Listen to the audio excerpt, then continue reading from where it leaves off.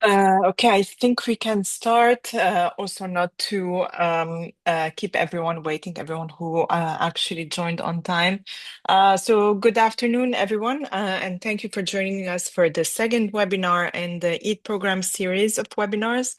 For those of you who didn't join yesterday, my name is Jennifer Canan, and I'll be basically your guide today. We have two other speakers with us.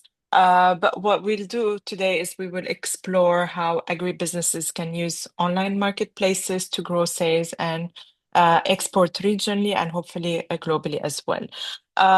So today I'm being joined by two other speakers. I'm going to introduce them now, but they will, of course, have their own section a little bit later during this webinar. So we have Omaiza Jigede. He's a business development specialist and an e-commerce expert with over 10 years of experience in the market development, e-commerce, and operations. He currently leads the Intra-Africa e-commerce initiative at the Nigeria AFTA Coordination Office. Excuse me if I spelled it incorrectly. Also in partnership with the Lagos Chamber of Commerce and Industry. Our second speaker is Jide Akbana. He's a tech enthusiast and problem solver, which is a skill that is very much in demand these days. He works primarily for SMEs in Africa. Basically, all of them are focused on e-commerce, and he has good experience in marketplaces in Nigeria. So he will be talking about that specifically in today's session. Um, yeah, he's well, I'm not going to talk about the side interest that he has, but he has a lot. So again, thank you very much for joining us today. I'm gonna pass the microphone, the virtual one, to Ellie, who will say a few words about ITC and about the project. And then we'll get started with the presentation. Hi, Ellie. Hi, Jennifer. Good afternoon, good evening to all of our participants. Thank you very much for joining us today. Like Jennifer mentioned, we're very happy to see you. So please feel free in the meantime to write your names and the countries that you come from in the chat. So very quickly, my name is Elira Barrison and I sit in the Office for Africa of the ITC. So the ITC is the International Trade Center. We're a joint agency of the United Nations and the World Trade Organization, and we're the only international agency that is fully dedicated to support small businesses as they participate and engage in international trade. And in particular, we focus on developing nations, including least developed countries, landlocked developing countries, and small island developing states, but also just sub-Saharan African states in general. Just a few words, so for you to understand our core services, especially if you're joining us only today. If you weren't here, if you were already here tomorrow, this you've already heard this before, so you can just ignore these comments or use this moment as a refresher. But our core services at ITC include direct support to small businesses, where we provide resources as well as trainings, such as this one on e-commerce today. We also support business support organizations so that they can create an ecosystem where small businesses can thrive. Third, we assist governments as well to help them create a favorable policy environment for small businesses to trade. And then finally, we provide global public goods related to trade and market intelligence. So if you were here yesterday, or if you've perhaps already used it before, we've developed tools such as the ITC Trade Map, the ITC Export Potential Map, the Market Access Map, and so on. So very quickly, this particular webinar is being organized in the context of the EAT program. EAT stands for ECOWAS Agricultural Trade. And I believe, Jennifer, you can move on to the next slide. Yes, thank you. So this project is financed by the German Federal Ministry of Economic Cooperation, and it's implemented by GIZ and ITC. And the project really aims to tackle regional policy coordination, economic integration, and food security.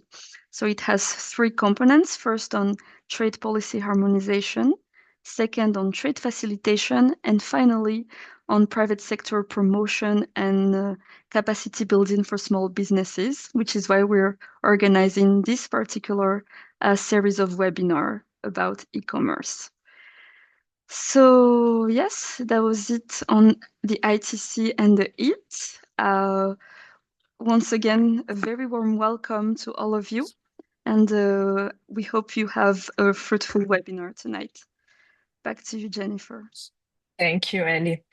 Um, all right, so a few things to get started. I understand some of you may be joining from the phone or have like a little bit of bad connection. If you can, just feel free to put your cameras on. I know at the end we'll have a picture. Also, please keep your microphones on mute unless we are at the end of the session and you are sharing your questions. And please feel free to type any comments or feedback or questions as well in the chat. So we'll get started. Basically, this is an overview of today's session. We'll begin by looking at marketplaces and how they function, basically prioritizing sales and export. We'll cover the advantages of selling on marketplaces, challenges and obstacles, because there are always good sides and bad sides to any business decision. The cost of marketplaces, so it's not really free, but it definitely is like a minor cost, relatively depending on the platforms. And then our two speakers will cover the deep dive on agribusinesses in West Africa, and we'll take a specific example in the case of Nigeria. So, first of all, our first main section for this, which is a little bit general, but it's important to set the proper mindset when we talk about marketplaces. So usually there are four channels when you want to say do exports, basically. One, e-commerce website. That is if you have your own Shopify or WordPress website or any other tool to do e-commerce website. You have second, the marketplaces. Now we're talking about the big ones here, for example, like Amazon and eBay and Jumia. Three, selling through social stores. This is when you have your Instagram shop or Pinterest shop, or when you're selling through chat apps, which is your Messenger and your Facebook Messenger or WhatsApp in that case. So these are your primary four channels. Today we were going to focus on the marketplaces. So just to set the correct mindset, selling on marketplaces is a little different because on online marketplaces, you have multiple sellers listing all of their products for sale. So it's kind of going to a virtual shopping mall. The customers browse, they look at different products, they can compare prices and all of these things. It usually happens in a store or an actual physical market. So know that you're placing your product and your ad in front of multiple or as being compared to multiple suppliers. So keep that in mind. You might want to do some research to see their price point, how are they differentiating themselves, and all of these things.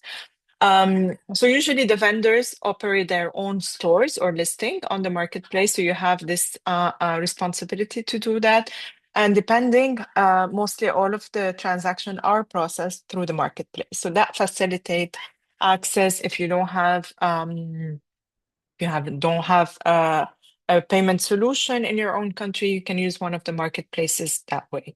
So the point is that you can reach a large target audience, and but you also have different competitors But not only people who are selling the same product, sometimes you're also competing for the time of attention of people on these marketplaces. So you want to consider a little bit of a more larger explanation or definition of the word competitors. So online marketplaces can be used as a sales channel throughout the business life cycle. So you can use it to kind of assess demand and popularity for your product. You can use it to launch a new product or service. If you're not sure if this is something you want to add to your portfolio, you can use marketplaces for that. You can also use it to launch a new product and kind of test the demand and popularity. Or basically, our topic for today, if you want to scale up online sales and complement your offline sales. If you're considering entering a new market and you have a marketplace that specializes in that new market, you can do that instead of having a partner in the country or try to do export or try to do shipping every time individually. So that saves a lot of time and effort and logistics. And another way we can use marketplaces if you have no budget to develop a full e-commerce website. So basically, there are different types of marketplaces, and they offer a little different services, but usually it looks something like that. So if you have a domestic online marketplace, that means in the same country where you're doing business, you have services like listing your product, the basket, the payment method, the domestic sales tax, which is important to incorporate in the price point, and the delivery and the service or the shipping, if you want to call it a service. When it comes to international and online marketplaces, the main difference is that they have multilingual pages or copy of the website and multi-currency. So depending on the person where they're logging in from, that would differ. So they would see the price in their local currency. You also have, of course, the payment methods, which might differ depending on the currency, local tax, but also customer service, which is something very important if you're tackling different markets. Uh, So what happens after when you're using marketplaces? What happens after a sales is completed? So the local marketplaces would do the delivery. They will handle the returns, which is something very important because a lot of businesses actually lose a lot of money because they did not account for potential returns in their price point. So something to keep that in mind. And they also do customer support. So when we also talk about international online marketplaces, they do the same thing, but you will have to add to that the international customs and duties, which is also another area where some businesses fall into a trap because they didn't account for the additional cost of doing of shipping to a different country. So these are a few things that you will need to keep in mind. That's why for those of you who joined us in our webinar yesterday, it was mostly about targeting one country after another. So this way you can just try to understand the market better and expand as possible. Now, there are different types of marketplaces. You have your global ones. Now we're talking about the big ones like Amazon and eBay. You have regional marketplaces and you have country-specific marketplaces. And even that, they differ between B2C and B2B. So for example, Amazon has one for B2C and Amazon Business for B2B. You have also, we consider iTunes being a B2C marketplace. You have your Shutterstock platform that sells images as well. You have specific service-focused platforms like Etsy, platforms that sell services like Upwork, and the different Udemy and Coursera that actually sell also the services. In that case, that would be courses. All right. So if we want to focus a little bit about on B2C online marketplaces, so these are marketplaces that sell directly to customers. So we're talking about Amazon, eBay or Jumia as well. So the customers on these marketplaces, they tend to be price sensitive, which means if someone is offering something close to what you're offering and is a little bit cheaper, they would go for that option. So just something to keep that in mind. And really, they value convenience. So if you can offer free delivery, if you can offer certain incentives or do a good customer support, they would tend to change provider based on that. The main thing, and I think this is the one thing that made Amazon so successful, is they handle all of the buying process, and it's a very a fast and easy way of buying any product that you can imagine. They're all just one-stop shop. They're convenient. And they include basically the VAT and the sales tax in the price, which means that customers do not have to guess what the total price will be. They already know ahead of time. And they do a lot of offers like shipping and returns fees, or at least sometimes for free, or if you hit a certain basket target. So this is the way they incentivize people as well. Um, the thing is that, for example, when you're competing with Amazon or when you're selling separately than Amazon, the expectation in certain market became that they will receive their product the same day or the next one. So this is a little, it's disrupted the market and customers are no longer expected or understanding of waiting 2 or 3 days or even 1 week to get their products delivered. About B2B marketplaces, we have examples like Alibaba, India Mart, and Amazon Business. So these focus on products, and they sell across multiple product categories. So they're not specific. For example, in that case, they're not specific to agribusinesses, but we'll look at some. But they rely a lot on high volume of sales. So usually it's bulk orders, they offer quantity discounts, and the delivery cost here will be in addition to the listed prices because that varies a lot depending on the amount of products you're ordering, especially when you're talking about bulk order. Um, they work in terms of the payment, they work a little differently. You can do bank transfer and you can do scheduled payments because that could be that you're actually delivering on an like every 3 months, you place the same order. So I've added these here just to give you an idea, but it's not really relevant, but just for us to be able to understand a little bit the overall concept of what we call a marketplace. So service marketplaces, they sell directly to consumer or business users. They have no specific restrictions on that. And this is what we call the gig economy, so service-based economy. So you can basically buy any type of support for your business on Upwork or on or learn any course on Udemy. So they have a large customer types. There are other marketplaces that are more focused on niche, which in that case is Etsy and Zalando, but we're not gonna really focus on that. Just want to give you an overview idea. Uh, there are a lot of advantages to selling on marketplaces. So we'll look at a little bit these.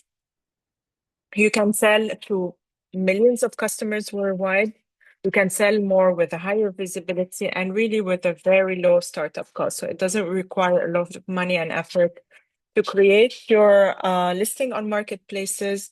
And it's done the first time, and then you just need to keep it updated from time to time. What are other advantages of using marketplaces? You can sell to customers around the world. So this is why we said in the beginning that if you're willing or want to access a new market and sell to different people and expand your export list of countries, it's a good approach to start selling there. Uh, One key criteria is you go where your customers are. So you don't have to worry about shipping. Most of these platform actually will have a way of delivering, or will be able to stock. So Amazon, this is what Amazon does. They stock the product in their warehouses, and they deliver it from there. There's a lot of also added trust in marketplaces because I mean, it's not one single supplier, so they can see multiple suppliers in the same platform, and they are already in that buying mode. So it helps a lot because one of the key difficulty in selling to people online is their inability to not inability in that way, but when they are on a marketplace, they are already in that buying mode, and you are just showing your products to them. Sorry. What are other advantages of using marketplaces? So you can boost customer your loyalty. You can increase your order values because they can see different products that you have, and you can use it if you want to think about it this way, as a way to get your first customer or your first relationship with that customer, and then they can just buy directly from you. So this is a way of also getting new potential customers. The trick is you can also do, I mean, you need to compete for people's attention. So you need to have listings that are very, very well optimized in terms of SEO and have very good pictures. And this is why this is our topic tomorrow. We will talk about optimizing or creating content that will improve your listing or your visibility on these search engines. Yes. Sorry, I went back to the previous slide. To focus on the low startup cost and upfront investment. So there are some fixed costs. Usually they are predictable depending on the platform that you use. Plus you can already estimate in the case if you're exporting to a specific country how much it will cost to deliver, and and the tariffs and the taxes using the tools we talked about yesterday. So you can kind of estimate that price, but also you would know how much it would cost to create an account on the marketplace. If they, for example, get a percentage on the sale, we'll talk about this in a few slides. But usually you only pay commission if you sell a product or service. Some of these platforms have a subscription fee, but it will vary depending on the platform. Reduced business running costs is also a great advantage of the marketplace because you reduce the cost from shifting to your traditional way of doing business, but you also have bigger access to potential customers a little bit all over the world.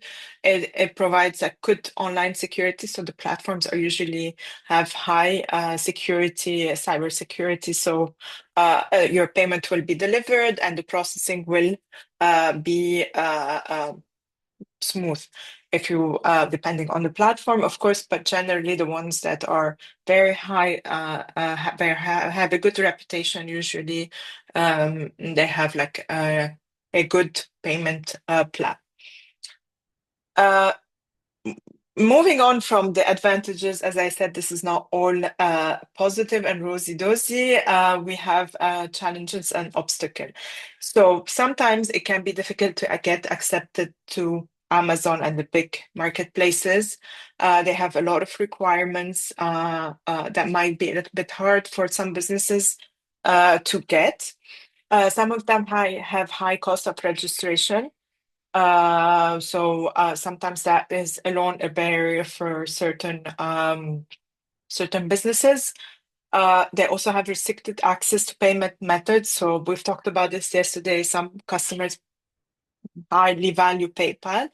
And this is one of the issues, and also the same thing when it comes to logistics and returns. So you have to stick with what they provide as services. And of course, depending on the country you're doing business from, that you will have a certain restriction on transferring funds between countries.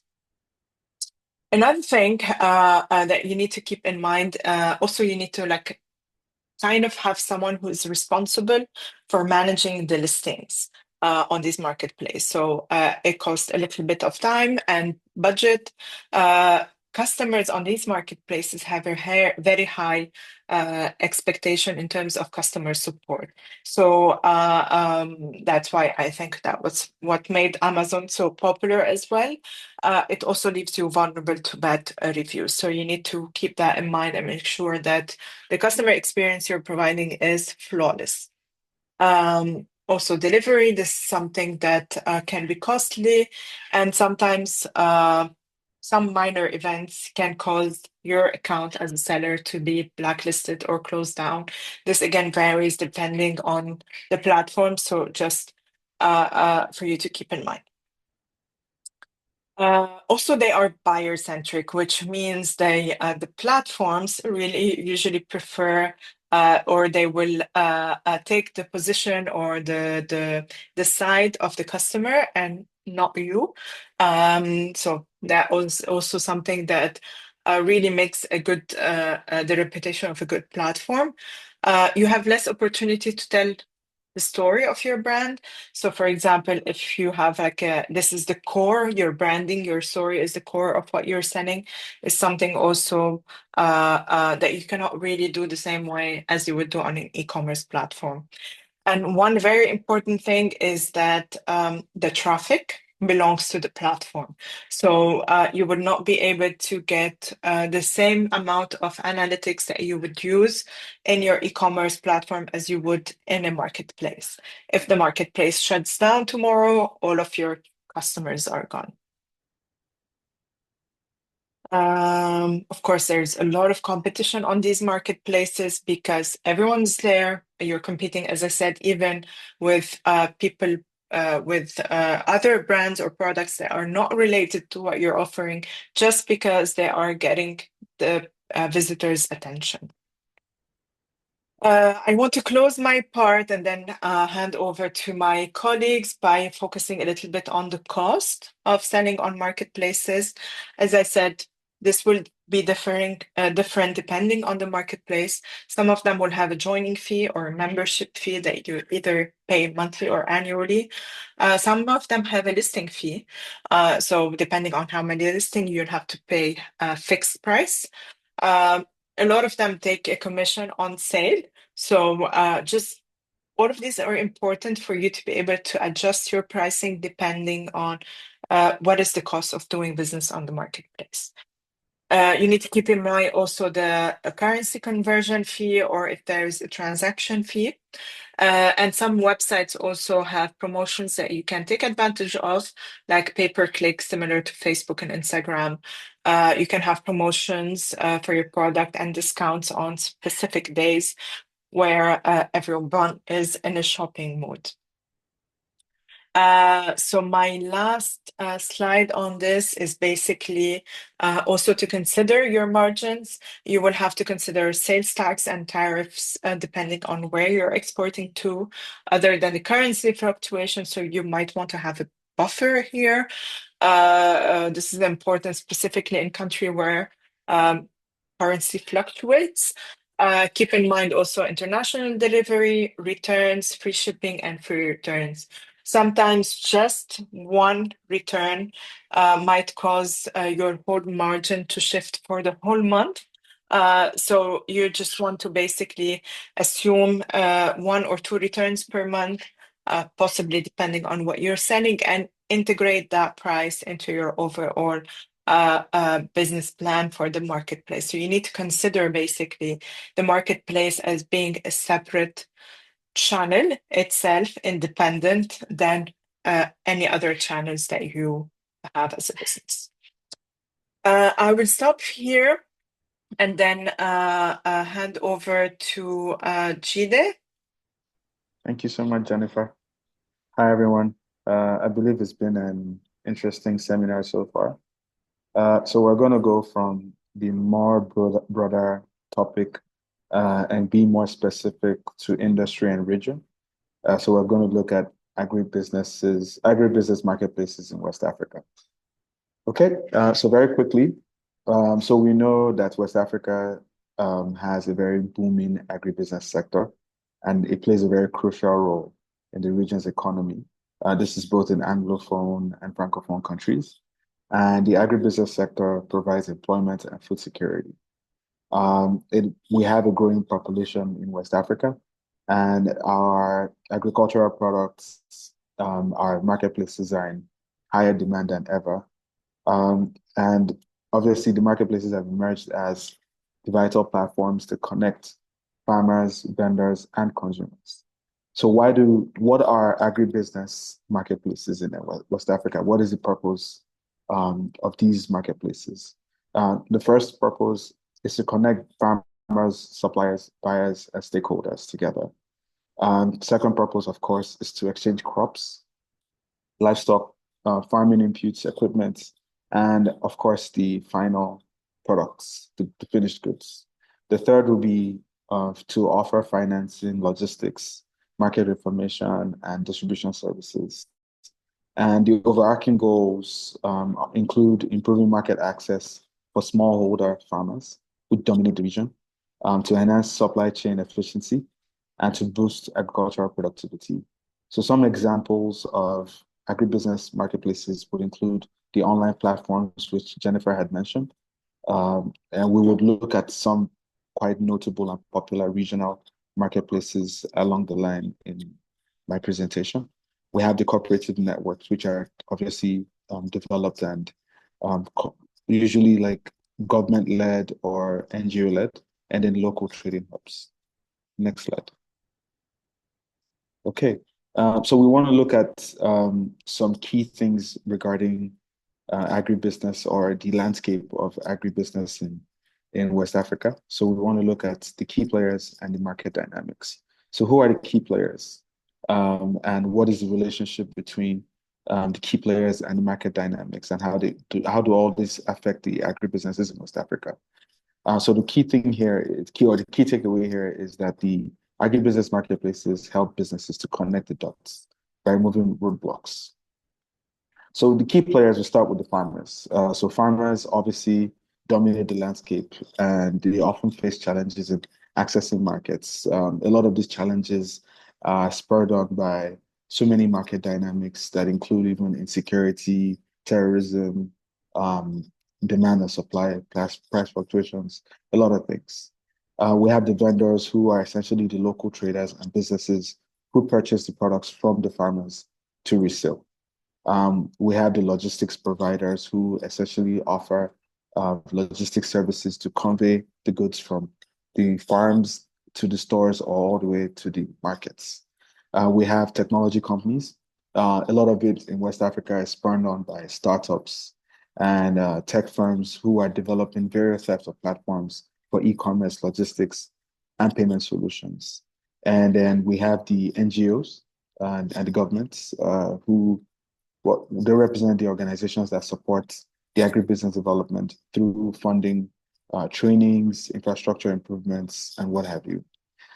Very quickly, we'll look at the market dynamics. So we have obviously demand and supply, which basically rules every single market in West Africa and outside of West Africa.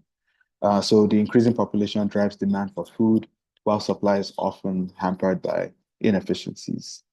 We have pricing fluctuations. Basically, prices vary based on seasons, based on market access, and even transportation costs. We have the consumer preferences, which refer to the growing interest in organic and locally sourced products, which is obviously influencing a lot of market trends and market habits. And then we have the policies, which are obviously passed down by the government or by the ruling bodies that determine how the key players and market dynamics relates. Next slide. Okay. So here we have a snapshot of a few agribusiness marketplaces that are regional, very popular. I think some of us might be quite aware of one or two of these guys, or if not all. But we're going to look at, specifically the benefits of the agribusiness marketplaces in West Africa. So the first thing is it allows businesses, farmers to sell their products directly to businesses regionally and internationally. So of course, the first benefit here is the diversification and growth. So which means that businesses now have reduced reliance on local markets to sell their products. So this allows even indigents of the country who are in diaspora. So we have a lot of like Nigerians, for example, who are living in Ghana, Ivory Coast, Senegal, to be able to access their favorite like food items in those regions. So reduce reliance on local markets. It also provides a unique opportunity to scale up business by increasing, of course, what will be your market share. It also allows access to new technologies and value-added innovations. Some of the things that Jennifer mentioned regarding these international market spaces and what they offer in terms of value-added innovations, which include like receiving payments, traffic, visibility, SEO, what have you. Expanded market share and customer base, of course, because you'll be, as a business, selling outside of its locality, you would have access to new markets, to new customer bases. And a lot of times we see that the popularity of our food or our agricultural products from West Africa is increasing even in the West. So you find like, the ongoing debate between whose jollof rice is better. Is it the Nigerian jollof rice or the Ghanaian jollof rice? And you're seeing like different types of nationalities having those conversations. So yeah, a lot of global and regional exposure. Of course, that directly means increase in sales potential and of course, access to new customer segments. And the third benefit that we'll look at overarching will be operational efficiency and cost savings.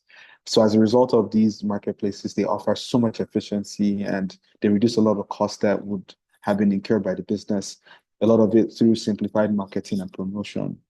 So basically, the marketplaces are responsible for the promotion, the marketing, and what have you. The logistics and fulfillment support is usually a value-added service that they provide to businesses to reduce the roadblocks of conveying their products from point A to point B. And data analytics, which obviously has become a huge part of business today. So businesses need data in terms of customer data, buyer trends, all of these important data points to be able to make better decisions. Next slide.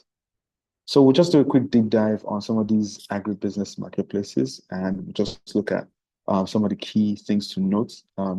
If you're a business looking to list your products on marketplace, these are some of the things to consider. So we'll look at Souk OS.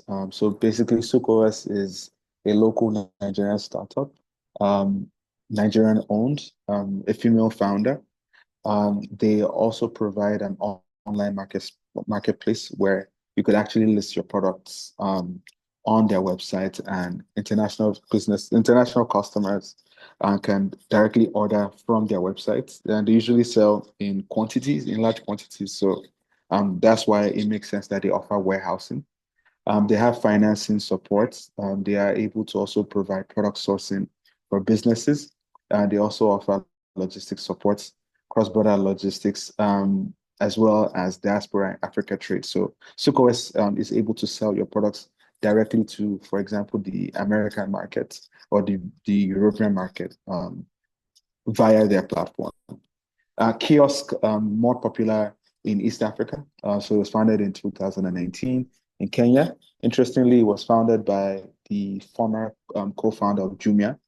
So it's a business that is owned by seasoned e-commerce professionals. So they do have presence in both East and West Africa.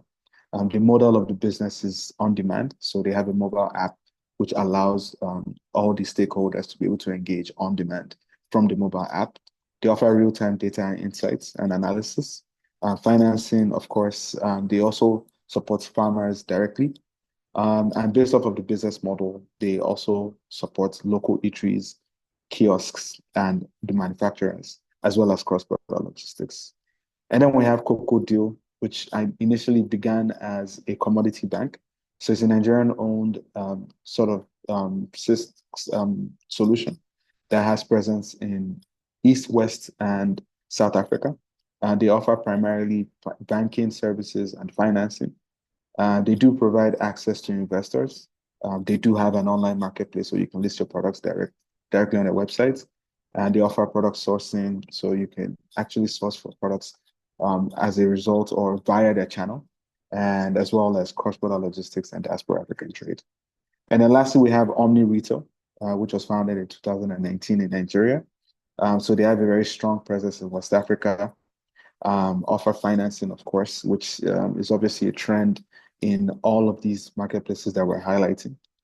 They have an on-demand model. So they have a mobile app, which all their stakeholders use. They offer real-time data and insights. But very interestingly is they offer a range of products that allow business much more simple or simpler, simplified businesses for agribusinesses in West Africa. Last slide. Okay, just to look at this as a quick guide on the steps for ensuring successful sales on regional marketplaces. And this is just to run us through just some of the things that are absolutely critical for businesses who are looking to sell regionally. So the first is to understand potential roadblocks.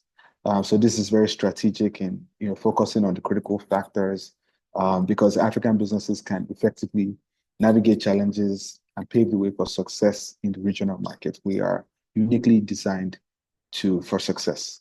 The next is to conduct thorough market research, which is fundamental in understanding the regional market dynamics.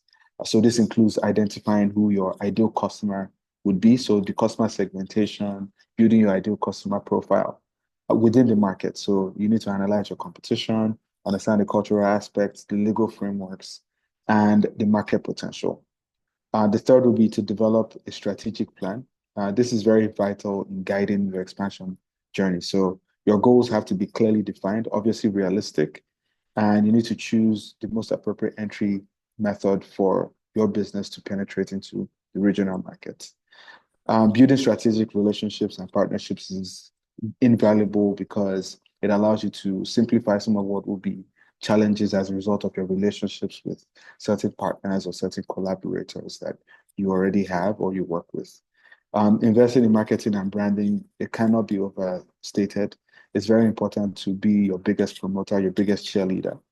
So by investing in marketing, either through social media, Google, or SEO, what have you, very important in building what will be your brand awareness and your brand knowledge.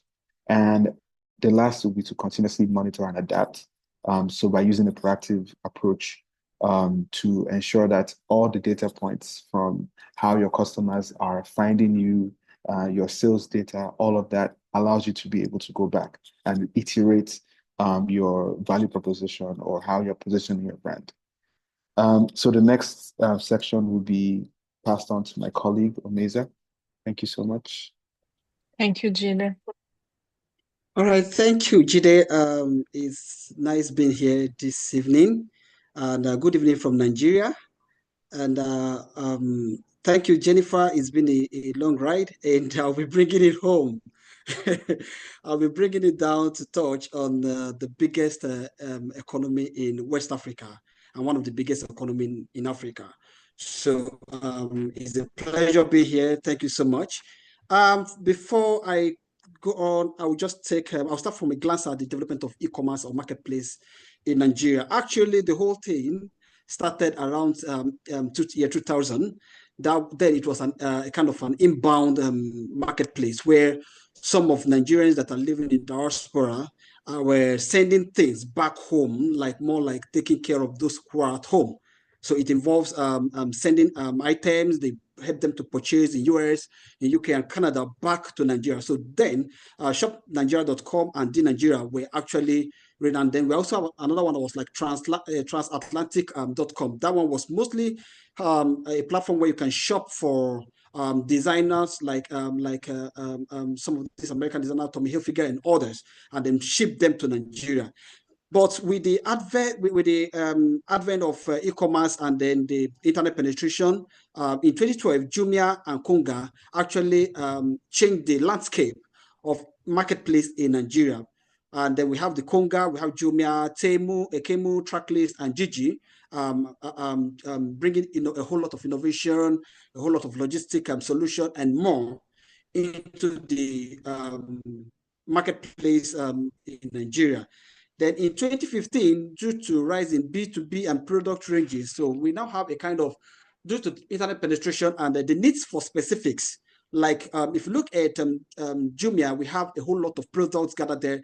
But along the line, people started trimming it down to sector specific, industry specific. And then we started having platform that deals with either agricultural products only or that deals with only fashion. And then we have it being developed from time to time based on the demand. So that is how we have this is like a glance at the trajectory of e-commerce or marketplace in Nigeria from year 2000 till date. Next slide.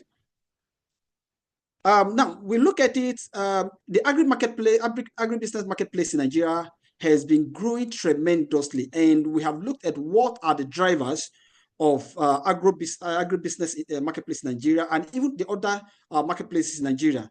Now, one of the drivers is increasing internet penetration and smartphone usage. Now, if you look at it from 2020 till date, we've had so many villages being covered when you talk about internet connection. And we also have data becoming cheaper, and then we have an increasing access to smartphone usage. So this has created a platform for advancement in marketplace and e-commerce. Then the second one is immigration. That's we call it Japa syndrome. I know so many of you will say Japa. Everybody will like, okay, especially from the Nigeria space. Japa actually is a Nigerian language that means like you migrate, like you move. So it means Japa. So over the last 8 years, we've had a number of Nigerians leaving Nigeria for greener pasture. So while they leave Nigeria for greener pasture, there is a need. They have this like, it's like what we're used to over the years. So you try to like look back home and get some of the nice food you used to get at home, some of the local delicacies they used to get at home. Then this has created a drive for more demand in the Western world, especially UK, US, and Canada. So we have it increased even in other African countries. We have Nigerians migrating to other African countries like Ghana, like Gambia, and like Kenya. So the demand has been in the increase. And when we talk about cultural shock, like you get to some places, like I remember my last trip to Rwanda, I woke up in the morning looking for where to get like jollof rice or amala or pounded yam, and I couldn't get it. At last, I have to drive like about, I think about 30 to 45 minutes to a place where they sell Nigerian jollof rice. So that is how crazy Nigerians can be with their food. So these are some of the drivers of agribusiness marketplace in Nigeria. Then we have the globalization and increasing popularity of Afrobeat culture. Then especially coupled with the trends that we're having on social media, Snapchat and other words, we've seen a Chinese trying Nigerian food, trying amala, trying pounded yam, trying all this. So there is an increasing demand for all these products globally. Then we have demographic shift in Nigeria, which where we look at the younger generation requiring for like on time product, like on the demand product. For instance, nobody wants to wait, go to one market before you can cook what you want to cook. You just want to stay at home and order what you want, either finished product or raw product. You just want to stay at home and order it. So this is an increasing trend in Nigeria, and this is one of the drivers of agribusiness marketplace in Nigeria. Now, increasing payment channel option. Now we have financial inclusion for even those who are in the village. We have the fintechs doing their work, and this has made it very easy to get paid for services rendered and food product purchase. And for the fact that we have several options, you can do pay on delivery, you can pay via, using a fintech app, you can pay using your credit card. So this has increased the participation of over 200 million Nigerians in participating in the advancement of agribusiness marketplace in Nigeria. Then we also have AFCFTA, that's the African Continental Free Trade Area, and the ECOWAS Trade Liberation Scheme, ETLS, that is also driving the regional market. So everyone wants to like, okay, I can leverage on AFCFTA, I can leverage on ECOWAS Trade Liberation Scheme to actually advance agribusiness marketplace across the border, especially when you talk about the ECOWAS region. So these are the drivers of agribusiness marketplace in Nigeria. We also have government policies on non-oil export development and government support, which cross across a whole lot of things. Like we have so many development partners coming in place. So these are the drivers. This has make it like it has opened more opportunities for those who are in this sector to actually maximize profit and get their product across any region and across ECOWAS region, especially using at ETLS, which I believe so many marketplace owners don't even know much about. And I'm still going to talk about that briefly. And the AFCFTA, I'm going to talk about this too briefly along the line. Next slide, please. Okay, now we have some agribusiness marketplace in Nigeria and in the region. Our people from Ghana, you know, Plentify.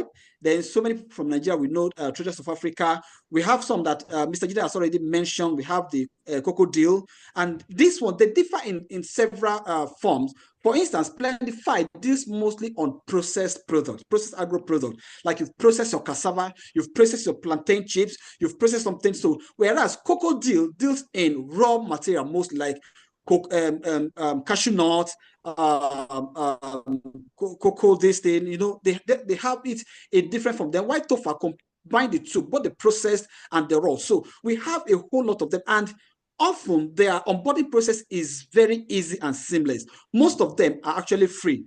So most of them are free, except probably when you want to start running adverts on their platform. That's when you get charged for that. But the initial package is free. You can list your product free. And just like what Jennifer said at the initial point, when you list the product there, it's actually like, it's like you are having it's pay on the go. Like when you make sales, that's when you pay commission.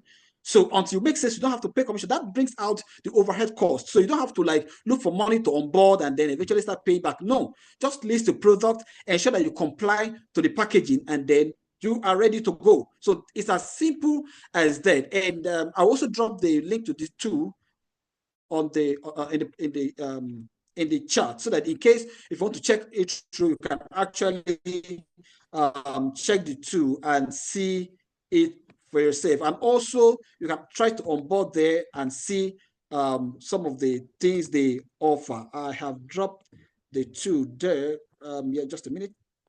Yeah, so you can check any of the two out. So I'll drop it in the chat box. Now let's just go to the next slide.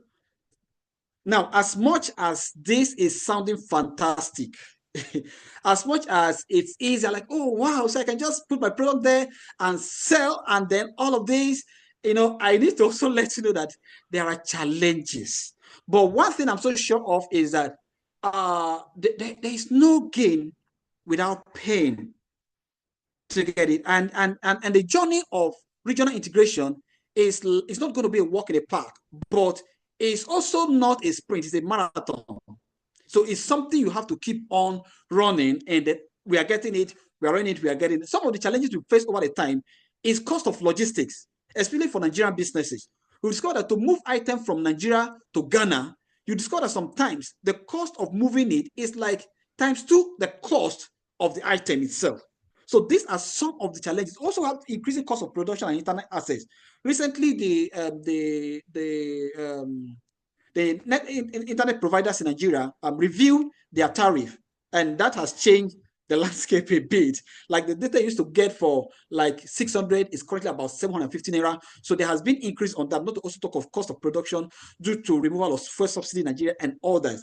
Then we have the non-tariff barriers, which ITC has talked about over the years. If you've attended some of the seminars before now, there are seminars that are dedicated to only non-tariff barrier and how they've been handled and other things. So I will not be able to go detail into that. Then we have inadequate access to business financing.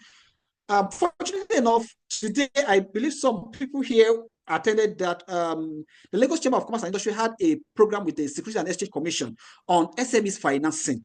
So to enable you to have access to funds, because one thing is that you can list on this product and you have others like produce 1,000 pieces of this or 1,000 100 boxes of this, and you discover that you don't have enough finances to fund it.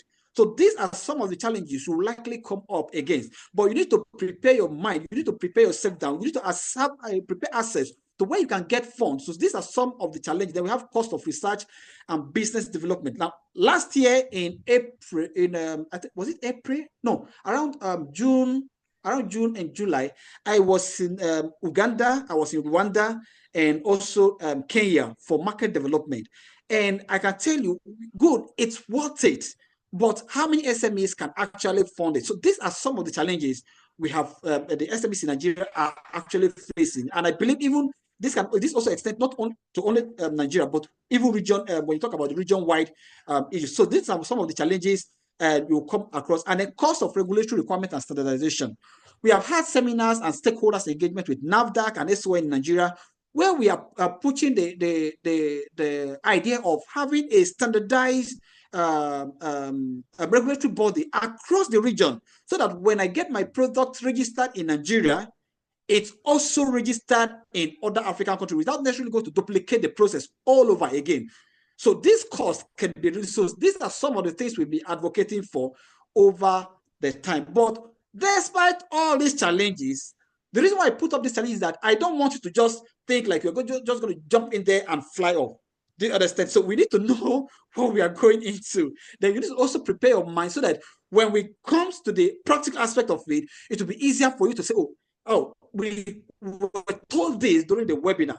Okay, these are the approaches I'm going to take to cross this hurdle. These are the approaches I'm going to take. So this is why I have to list out some of these major challenges we are facing. But notwithstanding, now let's go to the next slide, which is actually my last slide. Now, how do I maximize the benefit of agribusiness agribusiness marketplace, especially in Nigeria and the region? We have two ways to it. I just decided to bring everything into just 2 points: strategic collaboration and access to vital information. Now, what do I mean by strategic collaboration? Now, the new competition is collaboration. The new competition is collaboration. If you want to go fast, you go alone. But if you want to go far, you go with others. So as a business owner, you need to open up for collaboration. You have partners in Ghana, you have partners in Cote d'Ivoire, you have partners in Gambia that are dealing in the same thing you are working on, or you have relative product like, okay, I can trade this off in this region, while they also trade their products off in my region. So these are the ways to go. We have marketplaces that are thriving in Ghana, but they cannot extend into Nigeria because there's no collaboration. So we can actually come there, collaborate, and form a region-wide marketplace that will ease the movement from one side of the region to another side of the region, and even across the region to other nations. So this is one factor that we need to look at, or that you, even as a business owner, you have attended this as you're attending this seminar now, look into the chat box. You will see people from other countries. Just drop your chat, drop what you do, drop the products you sell. You see somebody there that will say, I'm interested in this, or this is what I deal in. That is where it is. So the best way to go is strategic collaboration. And the second is access to vital information. There is no information that is new. Every information you need to move your business from point A to point B is domiciled somewhere. Now, this seminar is one of those places. But beyond this seminar, you have government agencies that have some of this information. Now, there's a story that I read yesterday from Nigeria. There's a lady we call, her brand is Nigeria Brand Chick, Nelly. Nelly wrote a story about how she used to produce tapioca. Those from Nigeria will know tapioca.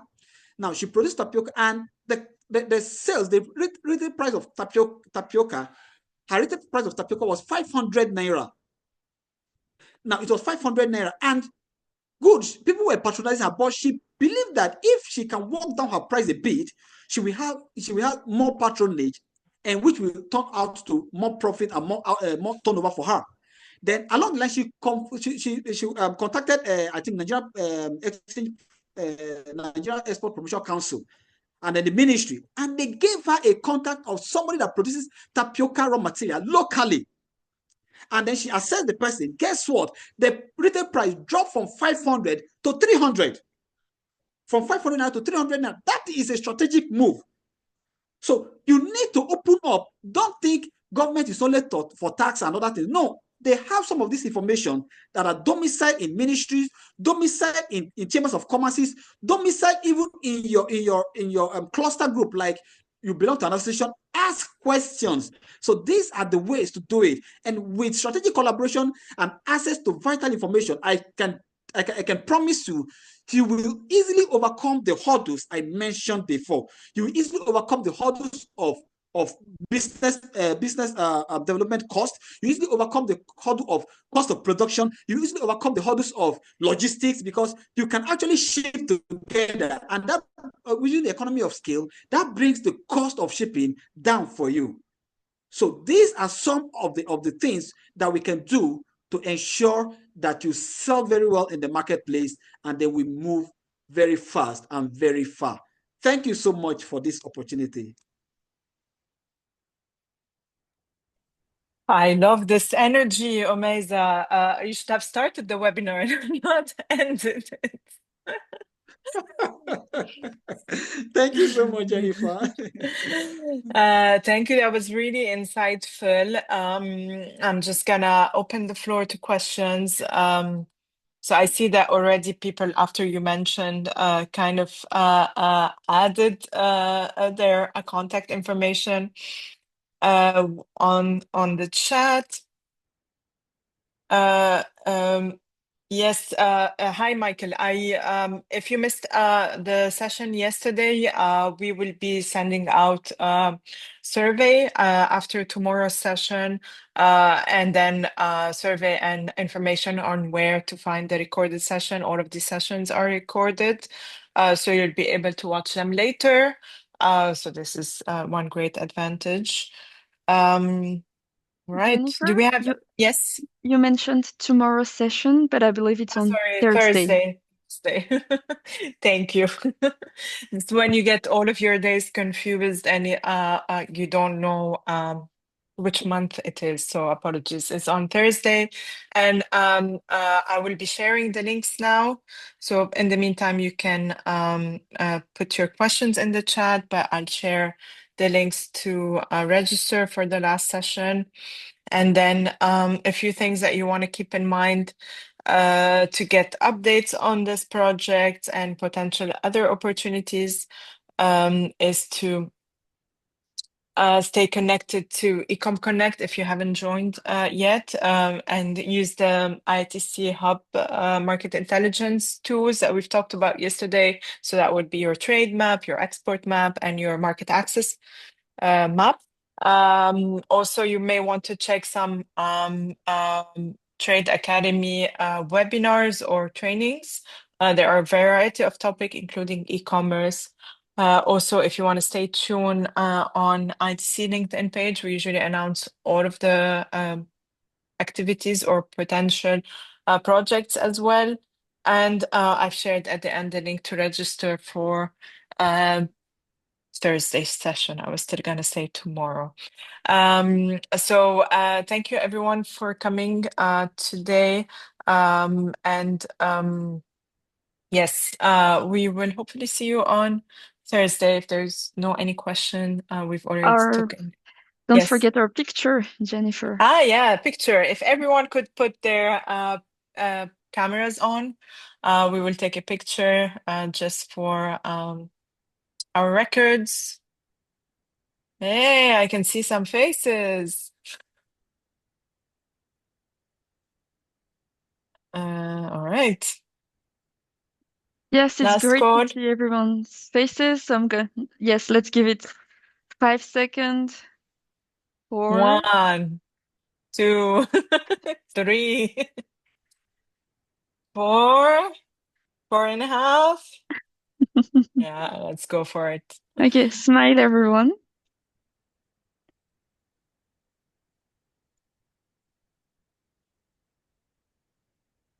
Amazing. There we go. Thanks a lot. Thank you. I appreciate Emmanuel, who's also driving, so please stay safe. And hopefully see you all on Thursday. Bye. Bye. Bye. Bye bye. Bye. Bye.